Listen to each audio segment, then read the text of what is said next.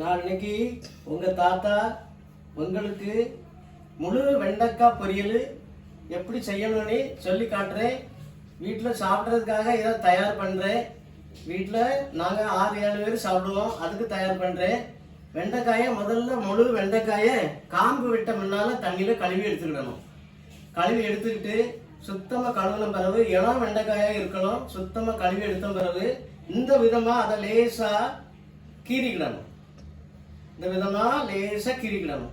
எதுக்குன்னா மசாலா வந்து வெண்டைக்காயில் உள்ளுக்க போகணும். மசாலா வெண்டைக்காய் உள்ளுக்க போனதுக்காக இப்படி நான் கீறி இருக்கேன். சுத்தம் பண்ணி இளம் வெண்டைக்காயாக இருக்கணும். இப்போ நான் அந்த வெண்டைக்காயை எண்ணெயில் பொரிச்சு எடுப்பேன். பொரிச்சு எடுத்த பிறகு இதில் என்ன மசாலா போடணும் யூஸ் பண்ணணுங்கிறத உங்களுக்கு நான் சொல்லி காட்டுறேன். இந்த வெண்டைக்காய் இந்த மாதிரி அழகாக வெட்டி எடுத்துக்கிடணும். லேசாக கீறி எடுத்துக்கிடணும். லேசாக கீறி எடுத்துக்கிட்டால் அதில் நல்ல மசாலா போகும் உள்ளுக்குள்ள. அதுக்கு பிறகு நான் மசாலா தயாரித்து மிக்ஸ் பண்ணி காட்டுறேன் உங்ககிட்ட. வெண்டைக்காயை இப்படி பொரிக்கணும். நல்லா எண்ணெய் சூடான பிறகு எண்ணெயில் இப்படி பொரித்து எடுக்கணும்.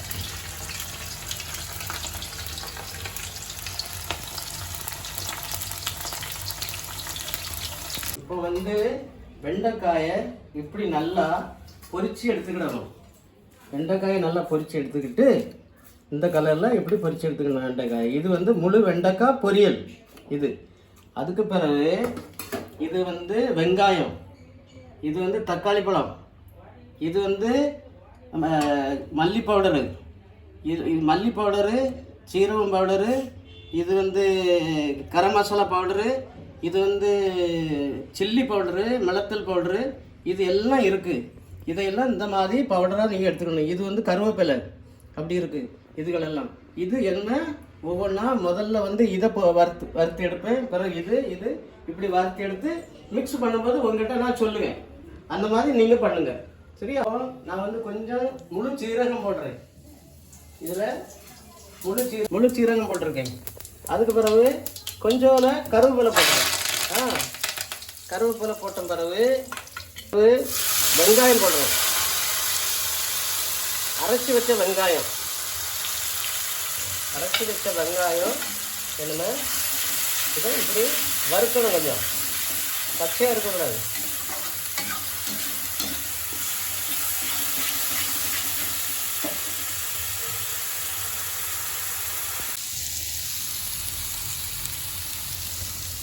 இப்போ தக்காளி பழம் அரைச்சி வச்ச தக்காளி பழம் அதில் ஆட் பண்ணியிருக்கு, மிக்ஸ் பண்ணியிருக்கு. அது தக்காளி பழம் சேர்ந்து வறுக்கணும்.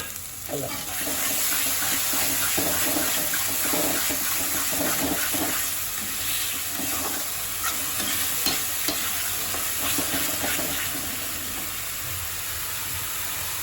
இதில் கொஞ்சம்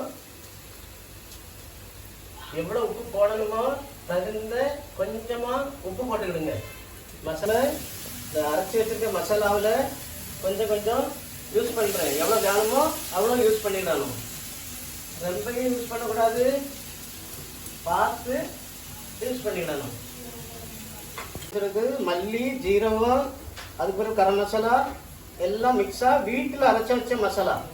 அதை நீங்களும் அப்போ சில்லி பவுடர் போட்டிருக்கு, மிளகுத்தூள், சில்லி பவுடர் கொஞ்சம் போட்டிருக்கு. இப்படி மசாலா எல்லாம் போட்டுக்கிட்டு உப்பு போட்டிருக்கு. கருதண்ணி ஆக்கிட்டு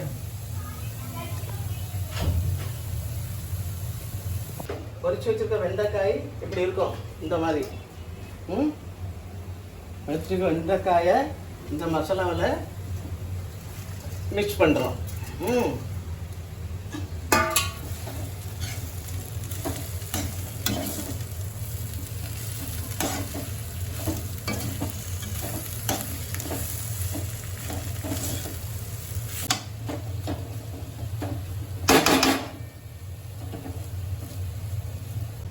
இது நிலக்கடலை, வறுத்த நிலக்கடலையே தொலி எடுத்துட்டு அதை மிக்ஸி ஜாரில் வச்சு பொடி பண்ணியிருக்கு.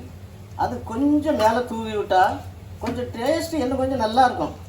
அதுக்கு தான் இது ரொம்ப ஒன்றும் வேண்டாம். ஒரு 2 டீஸ்பூன் போட்டால் போதும்.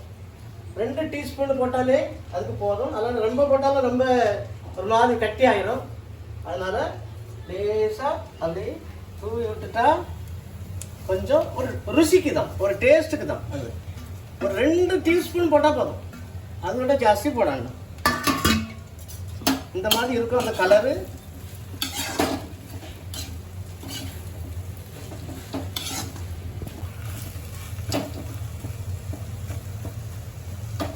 ரெண்டு மல்லி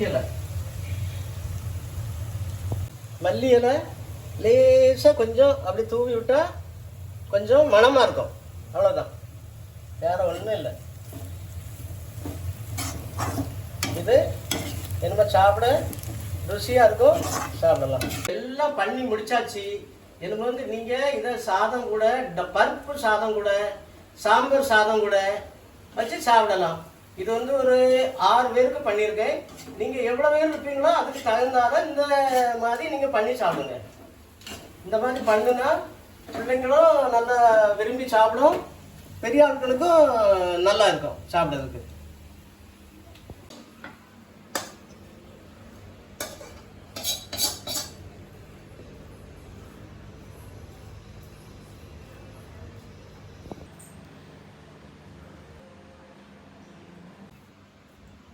வெண்டைக்காய் மசாலா பொரியல். இது வெண்டைக்காய் மட்டும் பொரியல் இல்லை, வெண்டைக்காய் மசாலா பொரியல்.